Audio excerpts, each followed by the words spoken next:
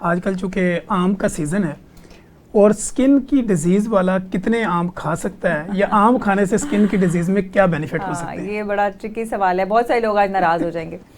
तो मकसद आपको नाराज़ करना नहीं है, लेकिन it's a very high caloric food, it has a very high glycemic index. इसका मतलब ये है कि एक चंक ऑफ मैंगो में जितनी शुगर है वो शायद पूरे केले में नहीं होगी, पूरे सेब में नहीं होगी, पूरे गरमे में नहीं होगी, पर इतने से चंक में बहुत शुगर है और बहुत कैलोरीज हैं।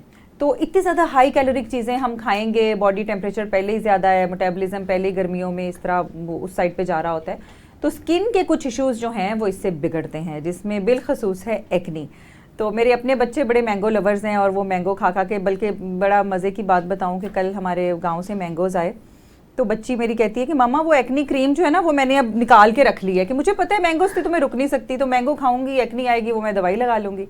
सो मच सो, लेकिन craze is there, we all love mangoes. तो मैंगो आप ज़रूर खाएँ, थोड़ा सा उसके असर को आप ज़ाइल भी कर सकते हैं फ्लूइड इनटेक बढ़ा के और अपना बॉडी टेम्परेचर लो डाउन करके। पर I think 1 to 2 small mangoes per day, yes you can have.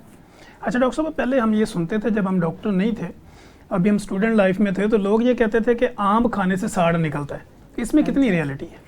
नहीं, वो आम खाने से बेसिकली वही हाई कैलोरी फूड है, मेटाबॉलिज्म बढ़ जाता है, तो गर्मियों में वैसे ही फोड़े फिंसियाँ बहुत निकलते हैं पसीने की वजह से, जर्म्स होते हैं उनकी वजह से, तो वो समझते ये थे कि ये मैंगो से साड़ निकल रहा है। असल में वो गर्मी दाने थे और उसी मौसम में गर्मी दाने आते हैं, उसी मौसम में मैंगो आता है, तो वो दोनों बेसिकली कोइंसिडेंटल है ये। अच्छा डॉक्टर साहब, जैसे कि कुछ लोगों को फोड़े बहुत निकलते हैं, क्योंकि आपके सवाल बाद से एक बात मेरे जहन में आ गई, फोड़े निकलते हैं और वो फोड़े कई कई महीने तक उनके चलते हैं, फिर उसमें रेशा पीप वगैरह खत्म हो जाती है, और वो जो फोड़े का निशान होता है उसको हम कब तक ट्रीट कर सकते हैं, यानी कितनी अर्ली वो आए आपके पास तो निशान खत्म हो सकता है? उसको भी ऐसे ही है कि अर्ली ट्रीट कर लें, 3 to 4 वीक्स में उसको ट्रीट कर लें। और उसे ट्रीट करने का भी बड़ा आसान सा है मेथड, कि वो आप कोई भी एंटीबायोटिक ऑइंटमेंट जो है उसको थोड़ा ठीक होने के बाद 2 से 3 हफ्ते कंटिन्यू करें। उसमें म्यूपायरोसिन भी लगा सकते हैं, फ्यूसिडिक एसिड भी लगा सकते हैं, कुछ नहीं अवेलेबल तो पॉलीफेक्स ऑइंटमेंट भी आप लगा सकते हैं। तो ये आपने रेशा विजिबली ठीक होने के बाद 2 to 3 वीक्स लगाते रहना है। और फिर भी अगर निशान गायब नहीं होता तो रात को सोने से पहले डीपिगमेंट्री क्रीम्स होती हैं कुछ, जिनके मैंने नाम भी लिए, मेलाज़ेम, मेलानेक्स वगैरह, तो या कॉन्ट्रैक्ट्यूबेक्स, ये आप रात के टाइम लगा के सो जाएं।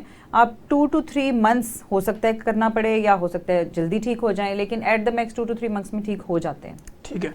अच्छा डॉक्टर साहब, एक सवाल जो मेरे से सोशल मीडिया पे पूछा गया था, उसके हो रहा था, अभी मेरे माइंड में आ गया, वो लोग जिनके बॉडी के ऊपर वॉट यानी मोके बहुत होते हैं, अब वो क्या उनको रहने दें या उसको लेज़र से ख़त्म करवाएं, या उसका डर्मेटोलॉजी से कोई इलाज करवाएं, कोई लोशन लगाएं, या आप एज ए डर्मेटोलॉजिस्ट क्या समझती हैं? देखिए, मोके जो है ना, अगर तो वो वायरस, अगर वो मस्से नहीं है, मस्से भी होते हैं और मोके भी होते हैं। मस्से वो होते हैं जो बगलों में या गर्दन में जैसे मांस लटक रहा है थोड़ा सा बाहर निकला हुआ है, वो मस्से हैं, वो डेंजरस नहीं है, वो फैल भी नहीं सकते, वो आपके लिए नुकसानदेह भी नहीं है। अगर आपको बुरे नहीं लगते aesthetically, you okay with them, तो आप उन्हें छोड़ दें, कोई इशू नहीं है।